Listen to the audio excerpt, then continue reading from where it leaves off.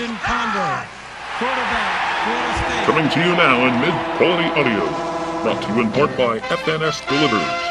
From your Vikings game day headquarters, right Mandarin at the Eden Prairie Center. It's football talk like you've never heard before. Get ready for America's favorite Minnesota Vikings podcast.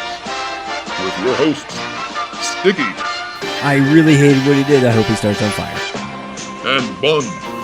You have gotten naked and are standing right in front of me and are doing thrust. It's the Sticky Buns Fun Time Happy Football Program. Ladies and gentlemen, Sticky and Bun.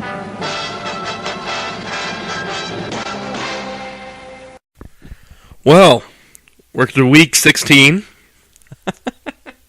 Lots of people doing things they haven't done ever before. Getting a little nicked up. If you're not nicked up, you're not playing. True.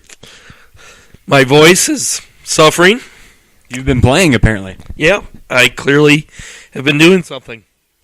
So, that's why I sound like this. I was obviously eating, and I'm pretty sure that was the cause of this, but I really like the fact that you told me I had to carry the podcast, but I made you be the first person to talk and do anything. Yeah. Well, so, what about that game? Well, I heard something that made me smile. Was it the Assinotter thing that you sent me? No, that made me laugh. Okay. And then your response to it was just priceless.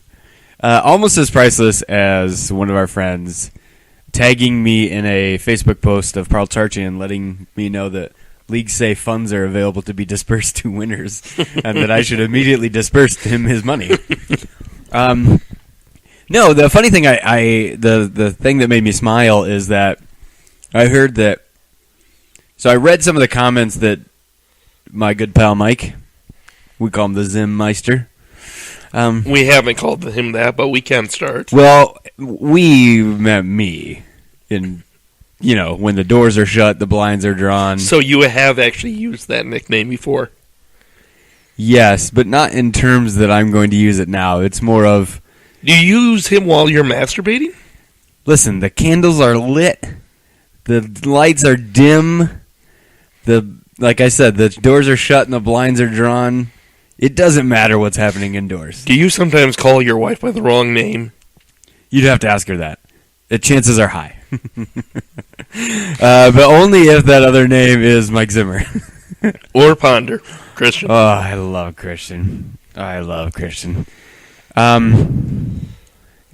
It was that after the game, he had some terse words. Terse, is that a word? Sure. I feel like I've heard it before. I'll Google it later. He had some terse words for the assembled media right after the game. He's a bit emotional. As one would imagine. Absolutely. Especially when your defense had been giving up, what did I tell you, 4 points in the fourth quarter? And then they gave up 20-some? Yeah, that was pretty terrible outing by the defense. And they were 100% in the red zone, scoring touchdowns? Yeah. But what really got me is, so he goes in right to talk to the team afterwards, and local radio stations and news outlets come in and they talk to the players and stuff like that. And usually Ziggy and Mark Wilf will be there and they'll go inside, and then maybe the team president or whoever, right? And before any of that happened, the Zimmeister goes in there. There are a couple people who aren't on the team, media types, but they're a part of the Vikings organization, but not the players or the coaching staff. And he asked them all to leave, and he told Mark and Ziggy to wait in the hall. And he shut the door. We only heard two things that came out of that chat. The first thing we heard was Everson Griffin mention it. And today, he mentioned it yesterday. Today, someone spoke to him, and he responded that he wasn't even allowed to say what he said. And he got a little bit in trouble. But the only thing he said was, Zimmer's mad. That's it. And then today we hear that it wasn't just Zimmer mad. Apparently, players were immediately afraid of being cut on the spot that he just destroyed them. And it carried through to today. I listened to part of his press conference today, and he laughed, but you could tell he wanted to punch a small child. He said, I don't think I've ever in my life given up almost 400 yards passing. Ever.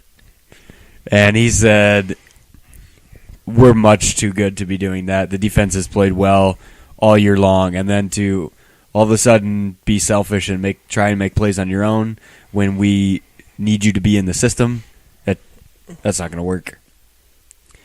That made me smile. I love him. I'll marry him. He is single, unfortunately for him, because his wife died. But I am willing to leave my wife for him. I don't know if I have the necessary duct work, we'll call it, for what he's looking for. I've never asked, but I love him. All right. Anything you wanted to share with that? Well, no, I did hear some of the Zimmer rage as well. Okay. I did want to talk about, though, because this is interesting. Last week, I talked about, and this is bad because this is kind of a bit of a rant. Okay. But, well, not a Bring it rant, on. but just long-winded, and I'm not prepared. This might get interesting by the end. Last week, I mentioned that I was having a harder time accepting Pro Football Focus. You did. You questioned them for like the first time. And I did think about that some more later, and there are some things I could have said to be more generous, because they do really seem to favor splash plays one way or another, and they don't really, I feel, reward just consistent being solid, being slightly above average. But that's a different discussion, and we can have this conversation later. Whatever you like, sweetheart. Well, what I'm thinking is, like, okay, if you're being a solid day. Yep. I wasn't going to go into this. And so you're hovering right around the 0 range. Okay. So that's no mistakes. You're not a liability. Correct. You're not making big plays. And then you slip. Just Oh, no. fall over. Shit. Give up a huge play. It's over. That's a -2 rating. And unless you make a really big play the other way, I'm getting cut. you're getting that -2 rating at the end of the day for them. Will I still have a job tomorrow? Well, this is Pro Football Focus, so Zimmer doesn't care what Pro Football Focus says. So I can play for the Vikings. Yes. Okay, good. But no, I mean, then 59 out of 60 plays, you did your job. But that one play, and then all of a sudden people just look at the grades and say, oh, well, this was our worst player that day. Well, maybe not. Who are you? I think that's kind of what happened with Rhodes. I still question, especially, we talked the offensive line, all getting negative run blocking play or scores after the Atlanta game. Who are you? But anyhow, I'm not even joking. This is the softest hearted Nick. I'm sorry, Sticky. well, Bun. don't worry. Whatever the F you are. You're going to enjoy this. I don't even know who you are right now. So, when I was talking about Pro Football Focus, I said I might have to go back to Football Outsiders. Okay. And you did. And I did. And this happened before this week's game. Did they welcome you back? Sure. They didn't have harsh words because you No. left them? I just kind of dipped my toes in. I just kind of snuck a look. I didn't really go deep in. I didn't do anything. Once you open that other book, it's over. A ranking that I found pretty surprising. Okay. Which was, they had the Vikings defense ranked as, I think it was either 20th or 21st overall. Okay. And at first I thought, wow, that seems really low. Mm-hmm. But then I started looking again. Oh, no. So I'm going to say that anytime the defense score or allows less than, I put the cutoff point at 3 touchdowns, they had a good day. Okay. I say somewhere between 21 and 27 is a solid day. It's not above average, but you should win about half those games. But to have a good game, I'm going to put the countdown at 21 or 20 is the highest you can go. Okay, do you want to call good average, or is good still above average? Good is above average. Okay. And so when we look at that, the teams the Vikings have held to 20 or fewer points. The Rams, terrible offense. Especially that week because they were still figuring out what they were doing. The Saints, which was the one I was really excited about at the time, but their offense isn't as good as we thought they were. They I think if you let me check, I actually had this up. Points per game, they're ninth, so that's still pretty good, but maybe not what we thought. The Lions twice, but the Lions' offense is not that special because Stafford is pretty terrible. The Bills have a terrible offense. Tampa Bay has a terrible offense. Tampa Bay. Everyone else has scored more than that. And so I started to wonder, have we been overrating this defense because of the teams we've been playing, which, in hindsight, we played a very easy schedule. Yeah, but I knew it was going to be easy going in because... It was a murderer's row that first 6 weeks. No, it was a murderer's row from the defensive line standpoint and the pass rushing. But I remember there was that conversation too, but other than the Rams games, people said if we ended up 3-4 out of the first 7 games, that would be doing very good. Because it's really difficult. Well, yeah, we expected the Saints to be better. We thought the Atlanta was going to be a good team. At one point in this offseason, the NFC South was talked about as being a really tough division. Not by me. People thought that. People also think the Vikings are going to win each week. Like, I think that. Well, you think that, yeah. People are always wrong. Unless it's me. But no, I think we have certainly seen things from this defense that we have not seen previous years. Sure. We've seen passes defensed, which, holy shit, we saw like 2 of those a year the last 5 years. That may be high. Kevin Williams would sometimes bat passes down. Okay, I'm thinking secondary, but if you give it to like K. Will or maybe Jared, I'll take that. But there are still a lot of points being given up to some teams that aren't great. The Redskins don't have a great offense. They got 26 on us. The Jets don't have... The Jets are a terrible offense. They put 24 on us. I think the Dolphins are generally a pretty mediocre offense. They put 35 on us. And again, you can go back and say some of these are turnovers and other things like that. Certainly the Patriots 30. That was very dependent on bad Matt Castle day. Your favorite day of the year? It's my least favorite. I just worry about it because I know it's coming. Yeah, but it's your favorite because he's like, it's happening, so now I don't have to worry about it the rest of the season. No, I figured he'd have 2 or 3 bad Matt Castle days. Oh, my Lord. How would we ever have survived that? We'd have 2 or 3 losses. We're going to be 8-8. Oh, 2 or 3 losses? That's it? 2 or 3 really bad Matt Castle days. And then there were other games that we would lose anyhow. Okay. So that's when we call Carolina to try and trade for Joe. Yep. Unfortunately, I really like my gift. Your gift? Oh, yeah. Hold on. Let's finish You this. can tell. Well, okay, we'll finish this. So I'm starting to wonder if we overrated the turnaround on defense based on maybe a weaker schedule than we thought we were going to be facing. And maybe. also, there was another point I was going to make. What? We excused this, and I excused it. But how dare you? The defense did have a problem giving up late scores. And a lot of times we justified it by saying 2 things. That one, when the defense only gives up, 17 points to the Bills, you should win that game. True.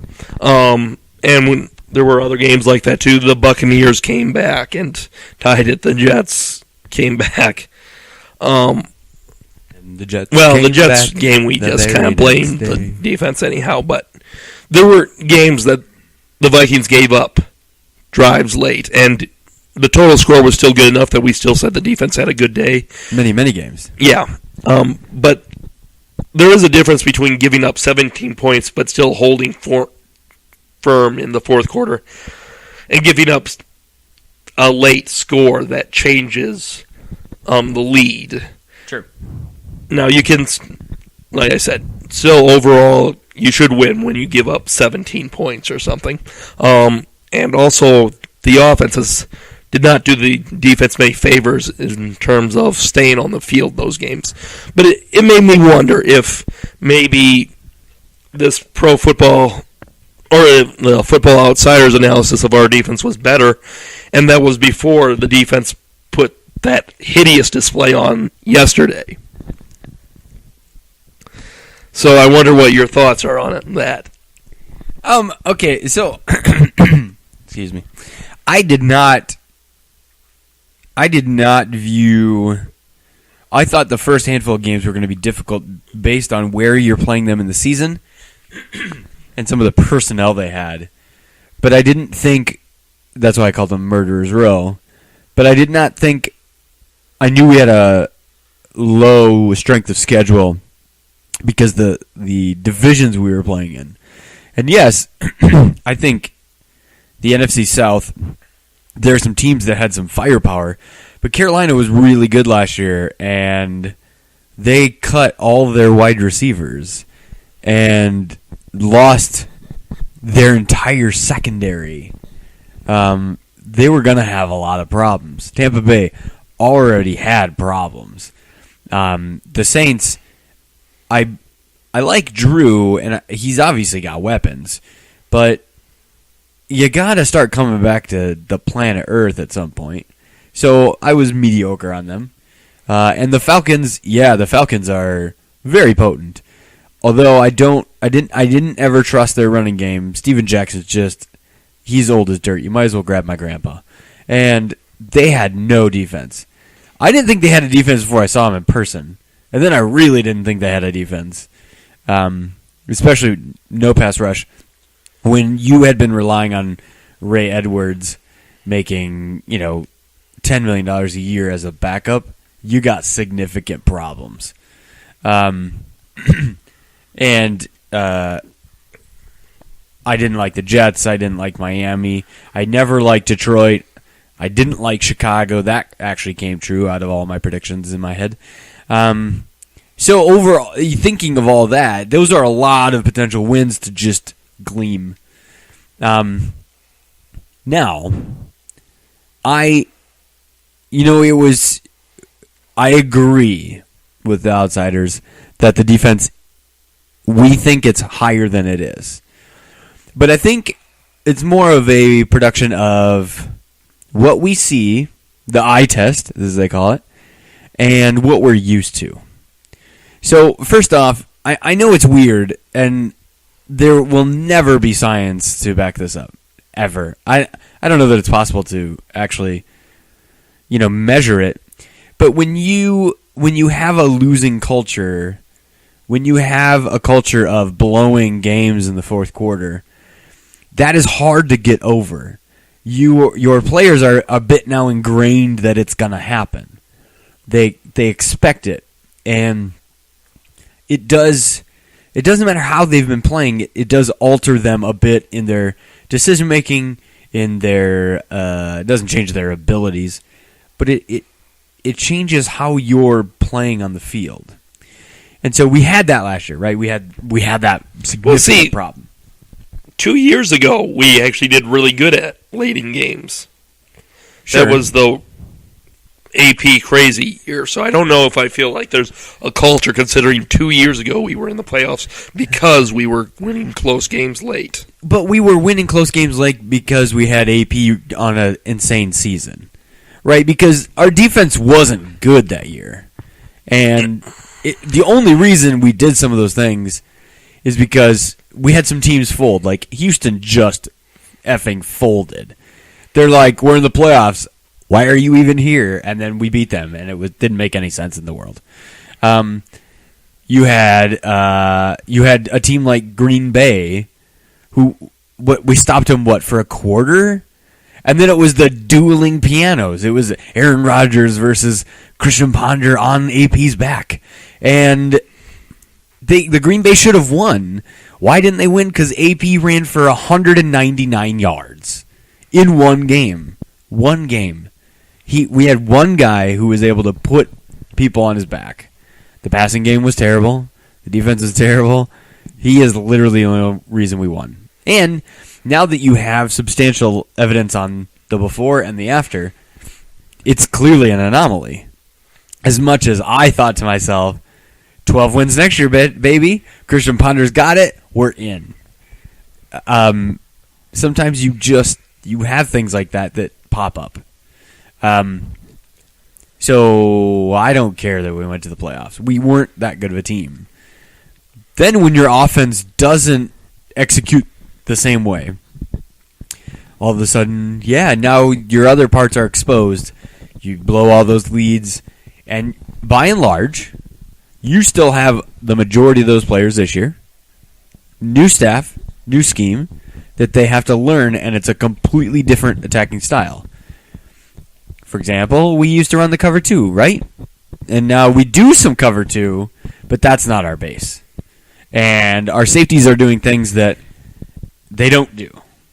Did we even really run in cover 2? I thought we just kind of did a runaway defense. We played the prevent defense at the snap of the first play. We played prevent down by 20. Yes. And we had people constantly out of position. Josh Robinson in the slot just because he's really fast. That seems like a great idea. Xavier Rhodes playing cover when obviously he's a man corner. Things like that. So it's hard to change it, right? The first part of the season, Xavier was still kind of Xavier. And then what happened? He blossomed because it took time for him to establish and get some of these things worked out. Some players, like Harrison, he just thrived to begin with. Adrian Peterson would have thrived to begin with because he's that kind of guy. So you have those problems of that, a bit of a losing mentality. So that has to change. Then you also have the problem of your offense wasn't executing well in almost any section. If you hold teams to 17, I don't care who they are. I don't care if it's Tampa Bay. I don't care if it's the Oakland Raiders. Your offense needs to put up way more than 17. And we started losing because first we started losing because our offense wasn't executing as well. And that kept the defense on the field, wore them down. And I think you would agree that while we have some good players, we don't have depth, and we don't have a lot of good players, especially on the defensive side. We have an unfortunate number of players that if they go down, our defense just falls apart. Right. Which is not what you want. Think about this. After you left, I read a stat that it was something like, with Anthony Barr in the lineup, we were averaging 3 sacks a game. Without him, we were averaging 1.4. That's based off. Barr was obviously the guy I was talking about. That's based off a rookie who has only played the position for 2 years. Well, not only that, he cleans up so much of the underneath stuff. And we weren't great with underneath stuff with him in the lineup, but he cleans up so much of that still. Correct. So if you had a second guy like him, now you're starting to make some progress. Yeah. So you have the defense starting to break down a bit from pure exposure. Once they kind of had that happen to him a couple times, I even heard an interview Brian Robinson did where he said, you don't want to fall into the same trap you had last year and you just start blowing games in the fourth quarter. He brought that up on his own. Well, Zimmer's been talking about that too. Not last year, but that we need to be tougher in the fourth quarter. But Zimmer's been saying that was a point of emphasis going into this game. Yeah, but there's a difference between him saying you want to be tough in the fourth quarter which is an accurate depiction of every NFL team. Well, I mean, he's been saying we haven't been tough in the fourth quarter. Because it's true, but he didn't. Whenever someone asks him about last year, all he says is, "I don't know, I wasn't here," because he doesn't want to talk about it. Brian Robinson was specifically bringing up how that felt. That means that there was some doubt in players' minds. And then you start pressing. Like what Mike Zimmer said about the game yesterday. You had guys who weren't playing what they were supposed to play. They were freelancing. They were being selfish, as he calls them. And if you are running a scheme, it's kind of like Miracle. I love that movie. In the movie Miracle, the whole thing was designed for the players to play within the system. The system was going to beat them, not the players. The system was designed around the talents of the players that you have in order to maximize output. Zimmer is that kind of guy. Because they asked him when he first got hired, are you going to run 3-4, 4-3? And he said, I don't really care. It depends on who we have. We may slightly change from year to year, depending on what direction we're going. And obviously, he's going to sign people and draft people that fit a specific goal. But if you take people outside of that system, if they start doing their own thing, it doesn't work. The whole thing falls apart. So if you have guys like, let's say Gerald Hodges. I don't know if this is an actual thing. If Gerald Hodges, instead of staying 8 yards back in his cover, he sees a running back and runs down into the hole, now the entire middle is just vacant. And you have guys like Charles Clay getting 120 yards receiving. That's insane. Go ahead. You'd like to speak? No, I wasn't sure if you were done. I'm almost done. So it's weird because we're used to horrific defense and good offense, mildly, because AP does magical things. We're not used to passing, and we're not used to defense. So now when we see stops being made, we get really excited, and we see a future. When we see Xavier Rhodes knock down almost every pass that's thrown his direction, we get excited. We get little boners. And then when we see Teddy pass the ball to basically everyone on the team, sometimes the defense, and he throws just these beautiful balls to Greg Jennings over his shoulder into the end zone, you get a huge erection, and you just don't know what to do. It's like when you're 16 and you see your first naked girl, or maybe you're 12, and you get this feeling down in Australia, and you're like, what is happening to me? And you start to freak out a bit. That's kind of what we were doing as Vikings fans. I feel like Vikings games are much more sexual for you than they are for me. I certainly yell and scream and all that stuff, but it's far less sexual, evidently. It should be. It should be. I'm so upset with you. You should be. I think I should not say what I just thought. I think you were going to say aroused, weren't you? No. Well, I mean, it's same. We're in the same ballpark. I was just going to say how you should feel at the end of a Viking game. So follow your train of thought and just imagine where I was going and why I halted it. All right. I didn't think you would accept my idea that maybe the defense isn't as good as we have been making it out to be. I'm kind of surprised you joined me on that train. It was really good for a while, but it's the law of averages, right? At some point in time, you play out of your mind, and sometimes you play under your mind, and you'll even out. So even like when I go to work, I only talk about the averages. I don't care about today. I don't care about tomorrow. I care about what is the average? What information do we have, and plan for the average. Hope for better, obviously, but plan for the average. Speaking of players were apparently worried about losing their jobs. I think Greenway may have kept his job because he went out and we fell apart. I think without Barr out there, the loss of Greenway was devastating. Not necessarily because Greenway is great, but because Greenway knows how to line people up, knows how to get them in positions, and it sounds like reading between the lines with what Zimmer was saying. I didn't know why people were where they were. Maybe that was partly freelancing, but there's also a good chance that Hodges, being a backup, was not ready for the green dot. No, he was not at all. So, I still think Greenway will have to take a pay cut, but I think Greenway may have ended any talk of them just moving on and replacing him on the offseason, because I think Zimmer's going to be like, I will not have this happen again. I don't necessarily agree with that, because they were giving Anthony Barr the green dot, which if Barr blows my mind that they gave a rookie the green dot. It's not a big deal, but I think he's going to be like, I need to have a couple people here I trust. Yeah, I think if it comes down to we can have the same set of people, he'll bring Greenway back. If it's I have the ability to bring in someone who's an upgrade, I don't think yesterday's situation hinders that. I think it moves more towards, there's been some talk, and we both seem to agree on this, middle linebacker.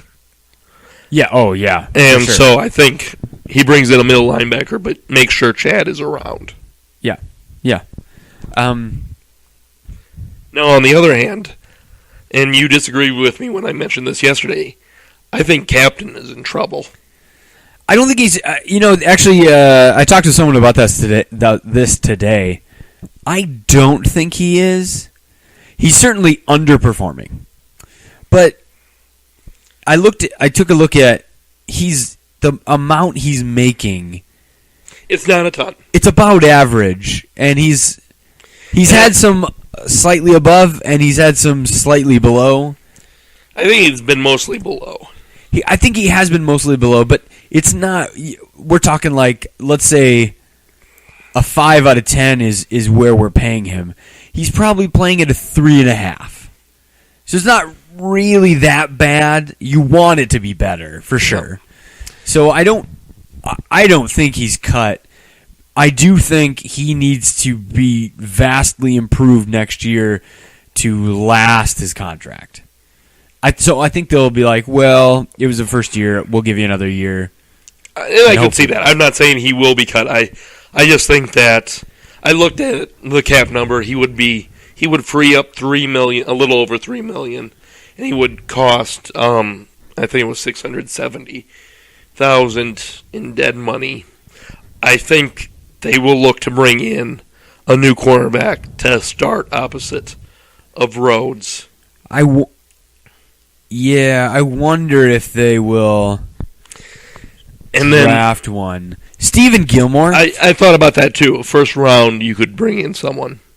How many first round picks are we going to have? Because yesterday, you wanted us to spend a first round pick on a lineman. No. And you wanted you want a cornerback. Round. Not first round. Not first round for lineman. But you basically think we had to change the entire... or cornerback. My preference is still middle linebacker. I could see them go cornerback. If you can get Stephen Gilmore, who would be on this would be his second contract. He's young. He's got boatloads of talent from South Carolina. He plays for the Bills. He's doing well, even though the Bills aren't. But he's not doing well enough that I think it's a slam dunk for them to sign him. And Mike Zimmer's a DB guy at heart. So if you could get him, I'll give him money. I'll give him $1. Probably more than $1. No, I think it'll be interesting to see who makes it and who goes away in our secondary next year. Because there's only two people I think you can say Rhodes and Harrison are the only two people I think you can guarantee. I'd be surprised if they gave up on Josh Robinson early, especially since his contract's guaranteed. So I guess you can probably count him. Yeah. But I don't think anyone else is promised a spot. I don't either. Yeah. Wow, what other thoughts did you have on the game? I wasn't necessarily surprised. I didn't. I was concerned internally because I thought we have a problem when we're trying to bring in new things, and streaky teams can sometimes give us problems. And that's what Tannehill is. Plus, I felt like you put in a lot to be able to win against Detroit, and even though we lost and we didn't win, I felt like it might be a bit of a letdown. I'm sure they were amped to try and beat them because they were ripe for the beating and start winning games in the division. Because people were talking about that a lot. Yeah. So I was concerned about a letdown. Plus, we still had a lot of injuries. What I was hoping for was that the offense would start figuring out how to execute properly, and our defense would stay maybe not as good as they were with everyone, but definitely middle of the road, and we would cruise to a win. Maybe win by 10 points, right? Nothing too tenuous, and it certainly started that way. Yeah. It was a fun start. It was. Unfortunately, we did not sustain it. No. It escalated really quickly, and I thought, I don't like to blame the refs, but I definitely thought the play calling, I definitely thought the penalties, the officiating, that's the word I'm looking for. It was a very one-sided. Yeah, it did feel that way. I'm not going to dispute what you called against the Vikings. I mean, maybe one or two of them I wholly disagreed with. But if you're going to be that ridiculous, if you're going to be that honed in on it, it needs to be on both sides. Like, for example, it was against Charles Johnson. Charles Johnson is called for a pick. First off, it's not a pick. You can get him for pass interference. I don't care. You want to call him for something, that's fine. He just runs forward, doesn't put his hands up, but basically drives his shoulder into the defensive back and pushes him downfield. It's not run blocking, so that's kind of illegal. I don't think it's called by any other crew ever. Because he doesn't put his hands up. No. He just basically runs straight at him. Okay? And the defender puts his hands up to brace, right? And Charles gets called for a pick. First off, it's not a pick. I don't know how many times I'm going to say that. Every time I talk about this, I say it's not a pick. It's not a pick. Maybe pass interference, because at that point you're probably about 8 yards in, and it's not pass interference if it's not going to you. So Charles Johnson would be called for, it's not. You can't get what's the word I'm looking for? Illegal touching on the offense. You can't get that. So you'd have to call pass interference, which is fine. But how? So if you're going to call that, how do you not call also defensive penalty for continuing to touch him past the 5-yard marker? Those are the kinds of things that blow my mind. Because, so if you do it, you have to call it both ways, and they offset, so just don't throw a flag at all.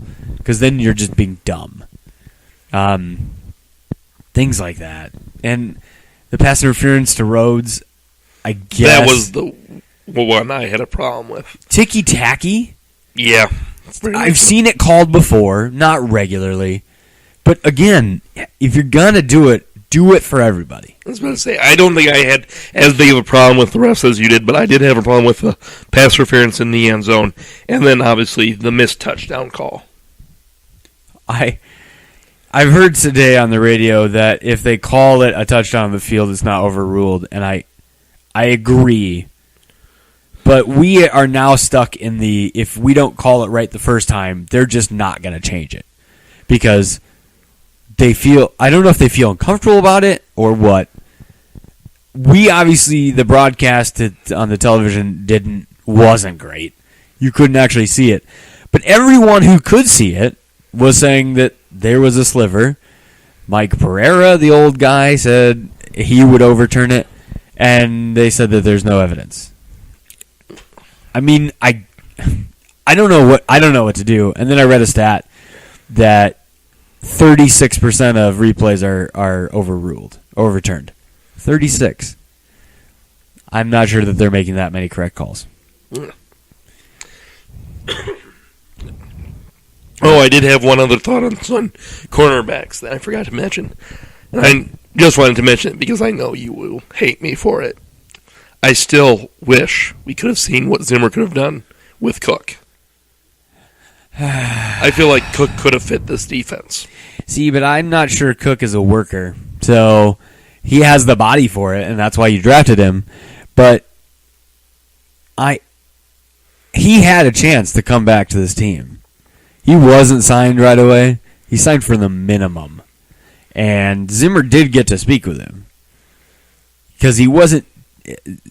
Yeah. I am positive that Zimmer said to Spielman, I don't want him, but I guess if there's no one else out there, given the minimum, I don't really care. And I'm guessing when Chris Cook got that information,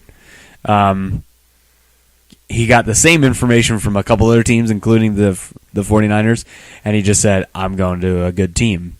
I don't think he could have done much with him.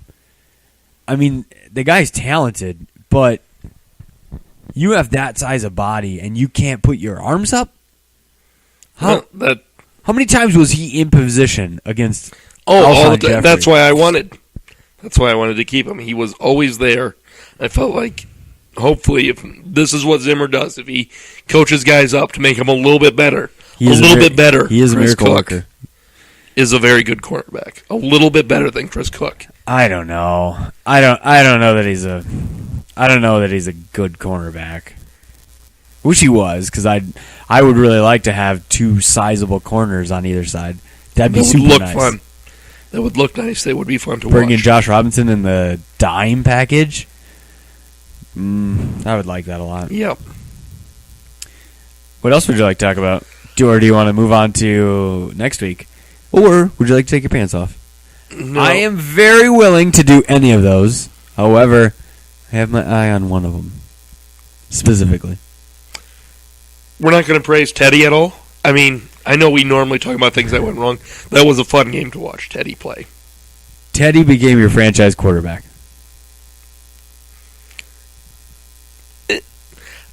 See, I just dropped Teddy the mic there and walked off.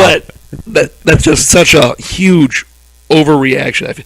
No way. No. 2 years ago, RG3 was better than Andrew Luck. Everyone said RG3 played better than they didn't say that necessarily projected out. Sure. But they said that season, RG3 was the better quarterback. Okay, but I think that was more of the RG3 was passing well, but it's because he brought an element that Andrew Luck was never going to have. He had that too, but I mean his completion percentage and all those things were great. I don't think his completion percentage was great. I don't think it was as good as Teddy is, but I'm pretty sure it was. It was good, and it was surprising because they thought it would be lower. Mm-hmm. But I think it was also good because you had so many defenders concerned about him running that you abandoned it a bit and did one-on-ones. It's kind of like what we assumed all of our quarterbacks would be with Adrian Peterson, because you have defenders abandoning actual coverages and only worrying about AP. Yeah, and I agree. People have looked really good in one season. Matthew Stafford got a really big contract. Sam Bradford. Well, he got a big one. A second one too. Yeah, but partly, I understand that they wanted to tear up the original one, and it was so high they had to give him another big one. That was Sam Bradford. Those both looked though. Both teams were willing to say, "Okay, this is our franchise guy." No one ever said Sam Bradford had a good year and he's a franchise guy. They gave him a second contract that treated him. He was the number 1 overall pick. That's the contract he's still on. I thought he was on his second contract. No. You should. I might have to look that up. You can look it up and bring it up next week. Okay. It's 11 games. It is 11 games. His completion percentage, his quarterback rating, I love. it has gone up every game. I love him. I'm Every very game. excited about him. You're starting It's a very small sample size. For sure It's is. an amazing For sure. sample. It's an amazing sample, and I love it so much. It's a small sample size! That wasn't the noise I wanted to make. it happened though. Yes, I agree that it's a small sample size and there's a bit jumping to conclusions. I won't deny that. But you have to look. It's not like he is playing some pretty good defensive teams. It's not like he's putting up these stats against Tampa Bay, right? He's putting up these stats against the Jets. The Jets are terrible, but their defense is good. They held Tom Brady to 17 points. He's doing it against the Lions, who have the number 1 ranked defense. He passed up and down that team 2 weeks ago. We got 2 touchdowns. We only had 3 good drives. 14-0 against the number 1 defense. It was an amazing 3 drives. And he's passing for over 70%, 4 games straight, and he's doing it without a true number 1 receiver. He's doing it with a number 2, a guy who you hope develops. Not going to get me to disagree that the sample is great, and he's doing it by putting other people in position. Here's a I'm question. I'm very excited. It's This- a small sample size. It's an amazing sample. This is going to help answer your question for you. It can't When- be answered within 1 season, though. Yes, it can. Yes, believe. Why don't you just believe? Because I believe this week, and then I just saw the defense go out and shit the bed. That has nothing to do with franchise quarterback. Focus on one topic. It has to do with believing. Okay. This team burns me every time I believe. When I train people at work, which I try not to do because I'm just an a-hole, when I train people at work, I always say, work backwards. Come back to the most common part, get to the square one, and then work your way up. So, let's go back to square one. Where was I going with this? Hold on. Yes, square one. Square one for me in this argument is going to be who makes who? Does the quarterback make the receiver, or does the receiver make the quarterback? Okay? We talk about that with like Brett Favre and Sidney Rice. Because Sidney Rice was okay, but he didn't do anything until Brett Favre got there. And then he didn't really do anything afterwards until he got Russell Wilson. And then he did it, but he was hurt. It's hard to tell. Actually, kind of the same thing with Percy Harvin, although he had more success, and it was a very limited size. There was no size before Brett Favre. Randy Moss. Randy Moss make Dante Culpepper? Or Dante Culpepper make Randy Moss? So, those questions, okay? So, what side are you on? Does the quarterback make the receiver, or does the receiver make the quarterback? I don't know that I'm on his side. I think that's too binary. I mean, it goes You're a both ways. programmer. You're supposed to be binary. Yeah, but football is not binary. I think that it's the quarterback that makes the receiver. And why do I think that? You signed a really good receiver, Greg Jennings, coming off very good years, and he couldn't turn Christian Ponder even into average. Percy Harvin was looking like an MVP for half a season with Ponder. He was, but you also had Adrian Peterson assisting Percy Harvin with one-on-one matchups. Sidney Rice. He couldn't make a quarterback into anything. He had T-Jack. T-Jack's never looked good. But you have all these quarterbacks. Go back to the Randy Moss. Randy Moss was good here. He had displayed amazing talent. But he also had talent around him, right? So it wasn't just him. And when he first broke out, the world was just not prepared for him. That's why they called him Super Freak. But then he goes to other teams. He failed in Oakland. Culpepper failed without him, despite the one season where... See? Sure. But Culpepper still had games over 300 yards.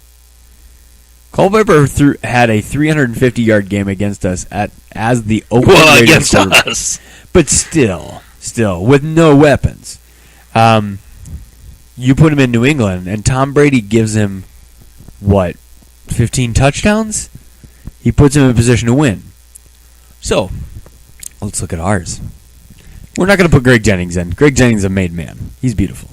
Not like Christian Ponder. Christian Ponder is really beautiful. I'm going to say that every podcast for the rest of my life. Just be ready for it. I'll sneak it in. All right. Kind of like anal leakage. Wait, no, what was it called? Not leakage. It was rectal feeding. rectal feeding. Anal leakage is the worst. That's a much different situation. Things are going the opposite way in this direction. Yes. Well, the rectal feeding might lead to anal leakage. We don't know. Probably does, honestly. So terrible.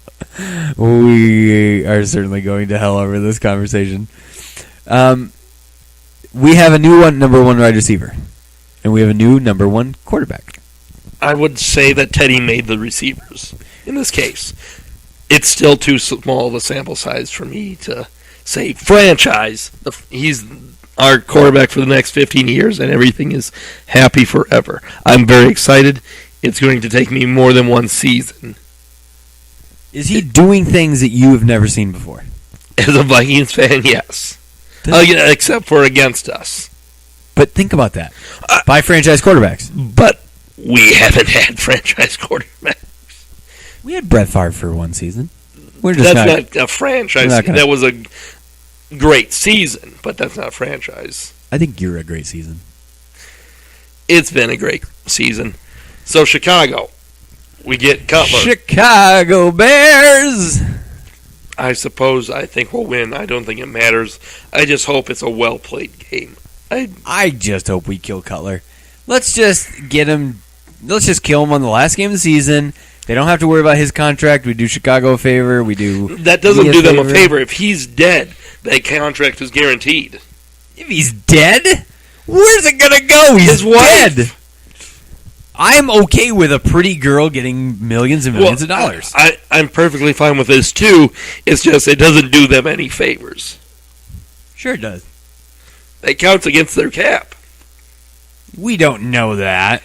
I can't imagine you can just say, oh, wait, we're not going to count this contract anymore. Well, yeah, I think you can.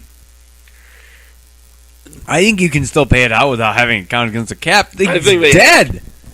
I think that's... Maybe the NFL would give him an exemption. I don't know. But he's effing dead. He's probably not going to literally die. I mean, his career might be over. And even that's a pretty weird fluke thing. But regardless. We can't have his career be over, because then he'll still get paid. He needs to physically die. Okay. I know you're predicting a win. I'll predict a win, too. Not even close. Because it doesn't matter. Like I said, just let's not have an embarrassing display where Zimmer is angry. Let's end I think it would really help to end the season on a better note, even if it hurts our draft position a little bit. Because honestly, the difference between 7 and 11 or whatever, flip a coin most years at the end of the year. Which 7 gives you a much better draft day grade. But I bet if you went for the last 20 years and looked at players draft 7th overall, 11th overall, I bet the guy drafted 11th overall had a better career 50% of the time. Well, Christian Ponder was drafted 12. Well, that's why I'm saying 11. You know who's drafted 10th that year? Jake Locker. You were very disappointed we didn't get him. Wasn't he 8? He was 8. I think 10 was J.J. Watt. Oh. Well, we weren't going to pick J.J. Watt anyhow. He fell to us. I think we would have. I don't think so. I think they were determined to take a quarterback no matter what happened. God. That's what they said before the draft. You have to have a franchise quarterback. You have to draft him. You do. You did. I think they were going to draft quarterback regardless. I do also want to win. I want to go out on a high note. I envision this game going very well, and Mike Zimmer getting so fired up that he walks out onto the field at some point, pushes Jay Cutler to the ground and just shakes him like a dumb baby. I think you might be disappointed on that. If that happens, I will give you $100 cash. Okay. I'm not going to count on $100 Actually, cash. I need to give you $100 anyway. Well, 90. Let's not get carried away. Well, and I could use the cash. My roommate's moving out. Do you want me to move in? Ellen, we can share a bedroom. No. Are you sure? I'm a good snuggler. I don't want I to will snuggle keep with you. you. I will keep you up all night. You know what I mean, Big Papa. I'm afraid you would. And And on that note, bye, everyone.